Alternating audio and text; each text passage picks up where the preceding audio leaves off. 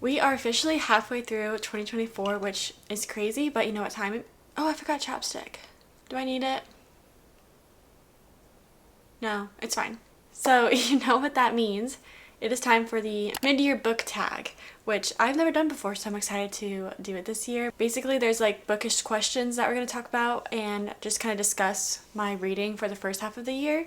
And then I have some of my own questions too at the end that I wanted to add. First, I want to talk a little bit about my reading so far this year. So like my reading goal, how many books I've read, just so you kind of have an idea before I just jump into the questions. So for my Goodreads goal, it was 60 books, and currently I'm at 47. So I'm 20 books ahead of schedule, which is really good for me. I'm actually surprised I'm that far ahead of my goal, and I wasn't expecting that at all. That's why I made my goal kind of 60. I wasn't really sure with finally being out of college if I was going to be able to read a lot more, so I just set it at 60. I'm going to have to change my goal because I'm going to hit my goal pretty soon, so I think I'm going to change it to 80. I would love to be able to change it to 100 and read 100 books this year, but I don't know. I'm scared. I don't want to set it at 100 and then not reach it. I mean, we're halfway through the year and I'm almost at 50, so that's already almost half of, I'd be at the halfway point of 100, halfway through the year. You get what I'm saying? So I think I could do 100. I'm just scared because I might go through a reading slump. So far I've read 47 books, like I said, and then I've read 16,745 pages, which when you break it down like that, sounds like a lot. 16,000 pages. My average star rating so far this year is a 3.7. I don't feel like that's bad. I feel like that's pretty good, like almost a 4. But also I feel like I haven't found that many 5-star books this year. So one of my goals for the rest of the year is to find more 5-star books. For the 24 books, For the 24 books I want to read in 2024, I've only read 11 out of the 24. So, I mean, not terrible. I'm almost half, which I guess is actually understandable. So I feel like actually that's fine. I was about to say I need to kick it up a notch, but as long as I read 12 more, we're good, For my series tracker, yeah, haven't really done a good job on that. So I definitely have more work to do on that. Yeah, so I hopefully will get to some of those this year. I've bought 29 books this year, so almost 30 books. That's not terrible, but I do know I will be continuing to buy more, so. But I have read 14 out of the 29 I've bought. So hey. Now we can finally move on to the book tag questions. So the first question is the best book you've read in 2024 so far, and that definitely has to go to Powerless for me. This is probably one of my favorite books that I've read this year. Definitely one of my favorite books that I've read this year.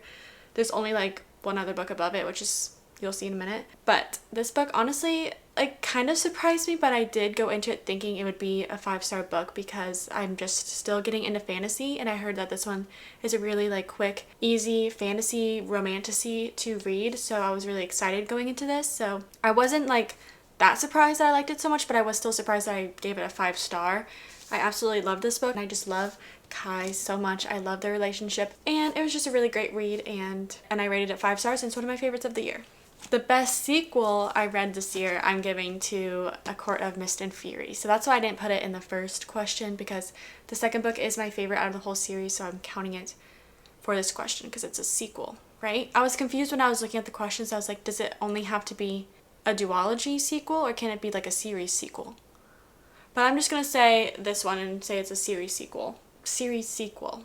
That's a tongue twister. I feel like I've read ACOTAR years ago, but actually I in fact read it in January of this year, but it feels so long ago somehow. And also at the same time I feel like I read it yesterday. I know so much that happened in this book. I can remember quotes from it. I can feel and picture the world, if that makes sense. I absolutely fell in love with the ACOTAR world, the series, everything about it. I'm so glad I finally read it. I can't believe it took me this long to read it. And the second one was definitely my favorite. Look at my tabs. I didn't finish it though. I didn't have this much left to do because I read on my Kindle, and then I ran out of gray tabs, but then I got more gray tabs, so I don't know why I haven't finished it yet. This is my reminder to go tab the rest of this after this video, but so good. Reese, favorite boyfriend of all time, honestly, and one of my absolute favorite series. I don't know if it goes above Fourth Wing because I read Fourth Wing first and it just has a special place in my heart, but also the series isn't complete, and also this series isn't complete, so I can't really, but they're both in my heart for me. Okay, moving on. A new release you haven't read yet but want to. This has to go to Funny Story by Emily Henry. Honestly, I don't know if I'm going to be able to read it this year because I kind of want to wait for the paperback. So do I want to wait a year? I don't know. I might end up buying it on my Kindle and reading it on there. And then when the paperback comes out, buy that for my shelf. Or I'll just end up waiting. But I do really want to read it because I've heard good things about it. But I feel like now is like the perfect time. So if I don't read it now, I don't think I'll read it this year. Oh wait, I just thought of another one that I am absolutely going to be reading. It is Leather and Lark, which is the second book to, I don't know what the series is called, but the first book was Butcher and Blackbird, and that one really surprised me and I really liked it. And I will be reading Leather and Lark soon, so I will say that for this question too, because I'll 100% be reading that. My most anticipated release for the second half of 2024, I actually have two because I couldn't decide. So we have Reckless, which is the second book to Powerless, and that comes out in July. So I'm actually super excited to read that, and we'll be reading it as soon as it comes out.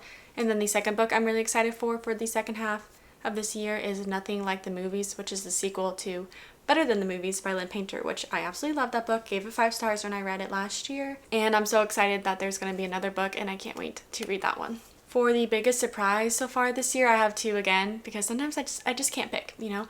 First was The Grace Year. I was so surprised that I liked this book as much as I did. It was almost a 5-star book, and I still think about it. So I feel like I want to read it again sometime next year maybe and see if it does turn into a 5-star. But that book was so good and so surprising because I wasn't sure if I was going to like the dystopian, eerie Lord of the Flies vibe for that, but I mean, I like Yellow Jackets the show, which is kind of like The Grace Year. So it made sense, like once I figured out those connections, I was like, oh, I'll probably like this book. And I did. I really, really, really liked that book. And it just really surprised me. I was not expecting to like it going into it, so you should read it if you haven't. And then the second book that surprised me was Emily Wilde's Encyclopedia of Fairies. I've heard good things about this one too, but I've also heard like people say it was just okay. So I just wasn't really sure what my opinion was going to be going into it. I was worried it might be a little boring, a little bit slow, because I am still getting into fantasy and like that kind of writing. But this did end up pleasantly surprising me. I did find it a little bit slow at the beginning, but once I got into it, got into the storyline, got to know the male character in this book, I liked it a lot. And I ended up reading it actually pretty quick and just not wanting to stop. And I kept thinking about this book. And I'm excited for the second book. I want to read that soon. So this definitely surprised me. Biggest disappointments. Well, I have two again. But number one would have to be The Book Eaters. I tried to read this twice and ended up DNFing it at 50%. I think it's really my fault because I thought going into it was something totally different. But the back of the book does make it kind of seem like it's gonna be something different. And I also just didn't really know the genre. I just figured it was like fantasy, which it is, but it also kind of reads like a science fiction kind of book, and it just was a little bit boring to me, and I didn't really connect to the characters or the plot. I was like, I just want to know about this one part of the plot. I don't care about the rest. So I did end up DNFing it. I might be able to come back to it one day, but I'm not looking forward to that right now. So this was a little bit of a disappointment. My other disappointment, probably the biggest disappointment of the year for me, was Behind the Net. I read this on my Kindle. Honestly, I tried to block as much of that from my brain as possible, so I really don't remember much, but I just remember being so cringed out by it, like reading it and being like, ugh, and just like not being able to get over it. And the things that the guy said could not deal with. Like, he literally threatened to kill someone because they like laughed at the girl. You know, it's just like, it was a little bit too much overprotectiveness, a little bit too much. I don't even know how to explain that. I just didn't like it, and I read that and I was like, okay, so I don't like you and I can't get past that. I'm sorry, that's just my opinion. And I did finish the book, but I don't even know why. I think I barely could get through it. I don't even know. Like, I literally, that book feels like a fever dream. I just remember being like grossed out. Also, I'll talk about this later when I talk about my DNFs, but it also kind of reminded me of a different book that I ended up DNFing. So I think that genre is just not for me. I don't even know how to describe that genre. It's just like when the man is so overprotective and like trying to be manly, but it just doesn't work out. Like, it's just cringy. I don't know what that is called, but I didn't like it.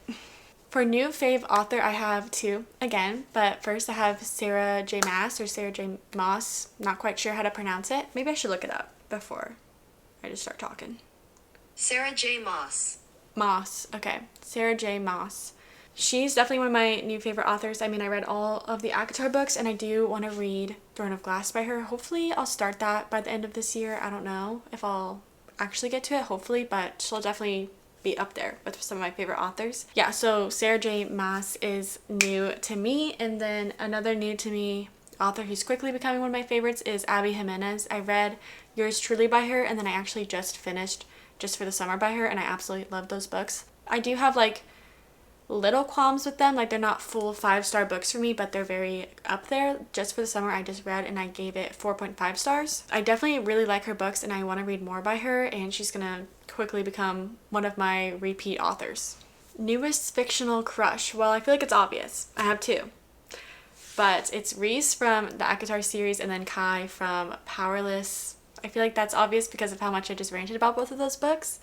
But they're definitely like top up there. Like, I don't think them and Xaden from Fourth Wing, big three for me so far. That is the big three. And I don't know if anyone can top it.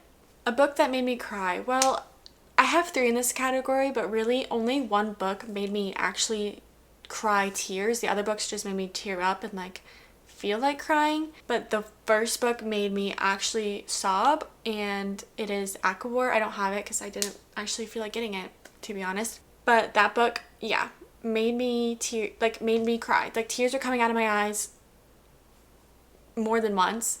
And if you know, you know. So that book, and then 2 other ones. The next book that made me like really tear up and like feel like crying, but tears weren't like flowing, you know, was Heartless. Again, if you know, you know. With all these, if you know, you know, I'm not gonna like give spoilers, but this book just like really shook me because I didn't know anything about what it was, or like I didn't really see the signs coming, so I was in shock and I was devastated. And then Powerful. If you read Powerless, then you would know what this book is about, and then it would kind of make sense why it made me sad, and I did tear up.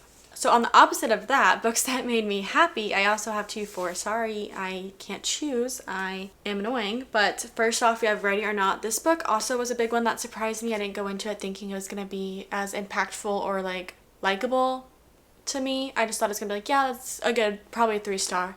No, this was a 4.5 star, almost a 5-star book for me, and I still think about it, and I plan on rereading it next year and probably every year for the rest of my life. I just really like this book. I love the guy in this book. I love the motherhood vibes, like this young adult who is unexpectedly pregnant trying to figure out her life, and it's just really inspiring, and it just made me happy every time I read it and picked it up. I was just very happy. The other book that made me so happy while reading it is The Do-Over, which most any young adult book by Lynn Painter is going to make me happy, like better than the movies. And this one I haven't read Betting on You yet, but I really want to. I'm kind of saving it for like a book slump because I just know I will love it and it will make me happy, and this one definitely did. It was so cute. Perfect rom-com, wholesome vibes, but this one also had like kind of like an underlying bigger theme with the main characters, which I love when that happens. I feel like that does kind of happen in young adult books. They sometimes kind of like come to age like and that kind of stuff. So this one is really nice. It had like a little bit of a sad part, but I was still like smiling while reading the book. The most beautiful book you bought this year. I have 2. I can't pick. So we have Picking Daisies on Sundays. This book I think is like beautiful in a simple way. I think it is like stunning, but like I said, in a simple way, and it just looks aesthetically pleasing, and I just like to look at it. I like it to be facing out on my shelf, and honestly, not gonna lie, I kind of bought it because of how pretty it looked, and then I started seeing like good things about it on social media and was like, oh, I should read that one. I really liked this book too, and I think it's really pretty. And then another book that I really think is like one of the most beautiful books on my shelf that I bought this year is, I guess this isn't Magnolia Parks. Oh, The Great Undoing by Daisy, wait, what? Oh, is Daisy Hates. I was about to say Magnolia Parks, but I forget, like, there's other books in that series that aren't about Magnolia. I haven't read the series yet, but I really want to. Magnolia Parks is on my June TBR, so yell at me to read it. But this book I think is so beautiful. It's my favorite out of all the Magnolia Parks out so far that I own. I don't know what it is. It just works. Like, it reminds me of just like a painting, like the background looks like a royal Victorian painting. I don't know. It just works and I love it. I think it's beautiful. The last question for the book tag is books you need to read by the end of the year. I just have all the ones on the 24 books to read in 2024 that I haven't read, so all of those, I will list them off for you really quick, but I want to read all of these so I can be like, oh, I actually read all the 24 books that I said I was going to read in 2024. So we have Addicted to You, yep, still gotta start that series. The Last Letter, Carrie Soto is Back, Magnolia Parks, Book Lovers, Wildfire, Once Upon a Broken Heart, Never, A Little Life, If We Were Villains, Atomic Habits, Funny Story, and Nothing Like the Movies. So hopefully I actually get to read those for the second half of the year. That will be my goal. Now I just have like 4 little bonus questions that I wanted to sprinkle in because I feel like there was other things that I didn't get to talk about that I really wanted to bring up. So first are the books that I've DNF'd so far this year. I've only DNF'd 3, so I did DNF The Book Eaters, which I already talked about, and then the first book I actually DNF'd was The House in the Cerulean Sea. I also had that as a physical copy and then couldn't get into it, so switched to the audiobook, and then I just found myself like not being locked into the audiobook and my mind was wandering and I was getting confused, and then I was like getting bored. Obviously, because my mind was wandering, I wasn't like entertained by the story, and I talked about it a little bit on my TikTok and people were like, no, you just need to like keep reading it and get through it. And then I also like put a poll up on my Instagram story saying if I should DNF it, and a lot of people said no. So I was like, okay, am I missing something? I don't know, I just couldn't get through it at the time. So I do think I want to try it again, so let me know your thoughts on it if you liked it like once you got past a certain point or something, because I think I only got to like 30%. I wasn't that far into it, so I'd be willing to try it again. I just was a little bit bored by it. I don't know if it is one I should try again. Then the other book I DNF'd so far this year, which I know 100% I'm not going to be trying again, was A Million Kisses in Your Lifetime. I listened to it as an audiobook. It was like available now in Libby, and I was like, oh perfect, I've seen like this book floating around, like I've heard about it, started it. Again with the cringing males, like this is the book I was talking about when I mentioned Behind the Net, that reminded me of this, because the man in this book is a no. Like I don't know how anyone could like this man. Like he was solely focused on the girl's virginity and like her purity, but then like he had like these inappropriate thoughts about her, and I just could not get behind that. Like it was just so physical attraction and nothing intimate or emotional or anything like that. Like he literally just liked the way she looked and let us know that a lot of times. Like it was a lot of these types of comments about her, and I just could not get through it, and I was cringing the whole time and literally was like embarrassed to be listening to it. I had to turn it off and be like, oh my god, what am I listening to? So needless to say, I won't be coming back to it, unfortunately, but that's just my taste and my preference. Next, fave quote you've read this year. So many quotes from the ACOTAR series. There's so many. I could sit here for 30 minutes and just go through all the quotes I've highlighted, but I won't do that to you, don't worry. But one of the quotes that just sticks in my brain, I think about constantly, is the "There you are, I've been looking for you" quote. That one just has a special place in my heart. And then my new favorite quote that I actually just read from Just for the Summer by Abby Jimenez is so long, but so good. It is probably one of my favorite quotes ever, and it just really depicts what true love is, in my opinion, and I guess Abby's opinion because she wrote it. And it just shows that it's like really the small things in life, the simple small things in a relationship that make it so great. So I'm going to read you the quote. It's kind of long, so bear with me. The best kind of love doesn't happen on moonlit walks and romantic vacations. It happens in between the folds of everyday life. It's not grand gestures that show how you feel. It's all the little secret things you do to make her life better that you never tell her about. Taking the end piece of the bread at breakfast so she can have the last middle piece for her sandwich when you pack her lunch. Making sure her car always has gas so she never has to stop at the pump. Telling her you're not cold and to take your jacket when you are in fact very, very cold. It's watching TV on a rainy Sunday while you're doing laundry and turning her light off when she's falling asleep reading. Sharing pizza crust and laughing about something the kids did and taking care of each other when you're sick. It isn't glamorous, it isn't all butterflies and stars in your eyes, it's real. This is the kind of love that forever is made of. Because if it is this good when life is draining and mundane and hard, think of how wonderful it will be when the love songs are playing and the moon is out.